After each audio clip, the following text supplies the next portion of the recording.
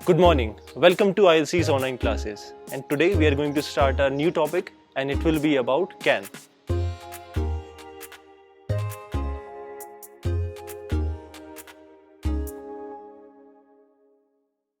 Okay तो आज हम बात करते हैं कैन की। कैन हम इस्तेमाल करते हैं एबिलिटी के साथ। एबिलिटी मतलब होती है क्षमता। आप कैन का इस्तेमाल क्षमता बताने के लिए कर सकते हैं। जैसे कि मैं एक हिंदी में आपको वाक्य दूंगा, मैं तैर सकता हूँ, तो आप इसमें क्या यूज़ करेंगे? I can swim. ओके, इसका दूसरा एग्जाम्पल हम देखते हैं। अगर मैं बोलूँ कि मैं 5 किलोमीटर दौड़ सकता हूँ, तो इसका मैं कैसे यूज़ करूँगा? आई कैन रन फॉर 5 किलोमीटर्स। तो ये मेरी क्या है? एबिलिटी। तो कैन इस्तेमाल होता है एबिलिटी दिखाने के लिए, यानी क्षमता बताने के लिए। कैन का दूसरा इस्तेमाल होता है पॉसिबिलिटी बताने के लिए। पॉसिबिलिटी का मतलब होता है संभावना, कि फ्यूचर में क्या हो सकता है। जैसे कि एग्जाम्पल इसका एक मैं दूंगा कि आज बारिश हो सकती है। तो आपने ध्यान दिया होगा इसके वाक्य में लास्ट में क्या आता है? सकती है। तो इसमें कैन का इस्तेमाल होगा। तो कैन को यूज़ करने का एक फिक्स फॉर्मेट होता है। आपको इस सेंटेंस फॉर्मेट को सीखना पड़ेगा। जैसे कि एग्जाम्पल मैं देता हूँ, subject plus can plus verb की फर्स्ट फॉर्म प्लस ऑब्जेक्ट। तो इसको आप इस्तेमाल कैसे करते हैं? सबसे पहले सब्जेक्ट क्या होता है? सब्जेक्ट वो चीज़ होती है, वो इंसान होता है जो काम कर रहा होता है। अगर मैं आपसे बोलूँ कि मैं 5 किलोमीटर दौड़ सकता हूँ, तो यहाँ काम मैं करूँगा, यानी मैं सब्जेक्ट हूँगा। उसके बाद आप यूज़ करते हैं कैन का, उसके बाद हेल्प, उसके बाद वर्ब की फर्स्ट फॉर्म आती है। तो हमेशा ध्यान रखना कि मॉडल वर्ब के बाद वर्ब की फर्स्ट फॉर्म ही आती है। तो इसको यूज़ कैसे करेंगे? I can run for 5 kilometres. तो I subject, can modal verb, run verb की फर्स्ट फॉर्म और फॉर 5 किलोमीटर्स क्या हो गया? ऑब्जेक्ट। ओके, तो लास्ट में इसके हम दो एग्जाम्पल देखते हैं। सबसे पहले एग्जाम्पल है कि मैं कार चला सकता हूँ। तो देखो इसके वाक्य के लास्ट में आपने जैसे ही सकता हूँ देखा, आपको क्या करना है? इसमें कैन का यूज़ करना है। तो इसके सेंटेंस को आप इंग्लिश में कैसे लिखोगे? सबसे पहले सब्जेक्ट, यानी कौन चला सकता है कार? मैं, आई, उसके बाद कैन, उसके बाद मैं काम क्या कर रहा हूँ? ड्राइव करने का। आई कैन ड्राइव, ऑब्जेक्ट क्या है इसमें? A car. तो I can drive a car, subject plus can plus verb की first form plus object. Okay, तो अब हम इसका दूसरा एग्जाम्पल देखते हैं, एक पॉसिबिलिटी का एग्जाम्पल। जैसे कि मैं आज बाजार जा सकता हूँ। कोई फिक्स नहीं है, लेकिन मैं जा सकता हूँ। इसको इंग्लिश में कैसे लिखेंगे? सबसे पहले हम लिखेंगे सब्जेक्ट, सब्जेक्ट मैं, I can go to the market. तो सबसे पहले आपने देखा सब्जेक्ट रखा हमने आई, उसके बाद कैन, उसके बाद वर्ब की फर्स्ट फॉर्म यानी हमने गो रखा, उसके बाद ऑब्जेक्ट क्या था इसमें? कहाँ जाने वाला था मैं? मार्केट।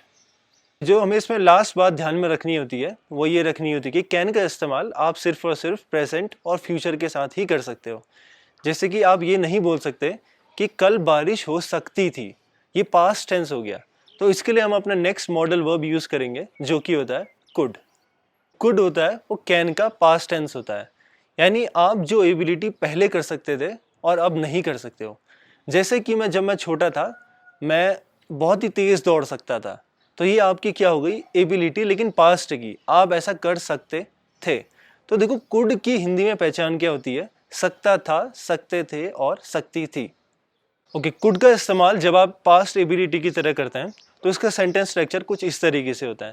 सबसे पहले आता है इसमें सब्जेक्ट, उसके बाद कुड, उसके बाद वर्ब की फर्स्ट फॉर्म, उसके बाद एक ऑब्जेक्ट। तो इसका हम सबसे पहले हिंदी में एग्जाम्पल देखेंगे कि जब मैं छोटा था मैं तेज़ दौड़ सकता था। तो आइए देखते हैं इसको इंग्लिश में कैसे लिखेंगे। सबसे पहले आएगा इसमें सब्जेक्ट, सब्जेक्ट यानी मैं आई, उसके बाद कुड। क्यों? क्योंकि पास्ट एबिलिटी है। आई कुड, उसके बाद काम क्या हो रहा है? रन। तो I could run fast, fast object, when I was young, when I was young भी ऑब्जेक्ट का ही पार्ट है। कुड का इस्तेमाल आप पास्ट की पॉसिबिलिटी बताने के लिए भी कर सकते हैं। पास्ट की पॉसिबिलिटी मतलब होता है कि ऐसी कोई चीज़ जो हो सकती थी लेकिन हुई नहीं। तो उसका सेंटेंस स्ट्रक्चर कुछ इस तरीके से होता है। सबसे पहले आता है सब्जेक्ट, उसके बाद कुड, उसके बाद हैव, उसके बाद वर्ब की थर्ड फॉर्म, उसके बाद ऑब्जेक्ट। तो उसका हम एक हिंदी में एग्जाम्पल लेंगे, राम कल बाजार जा सकता था। ये एक पास्ट की पॉसिबिलिटी है।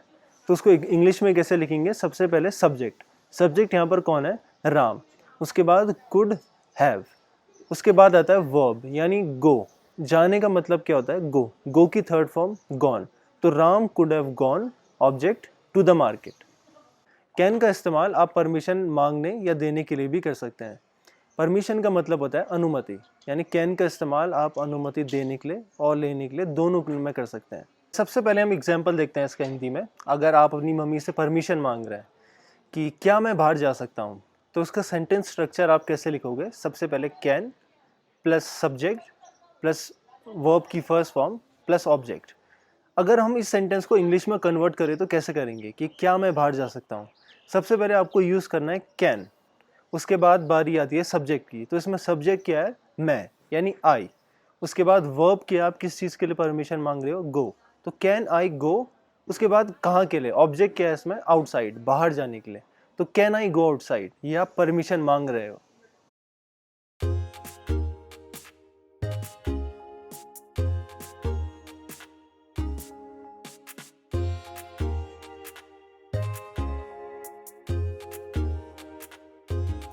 That's the end of our lesson today, and do not forget to subscribe our channel and have a good day.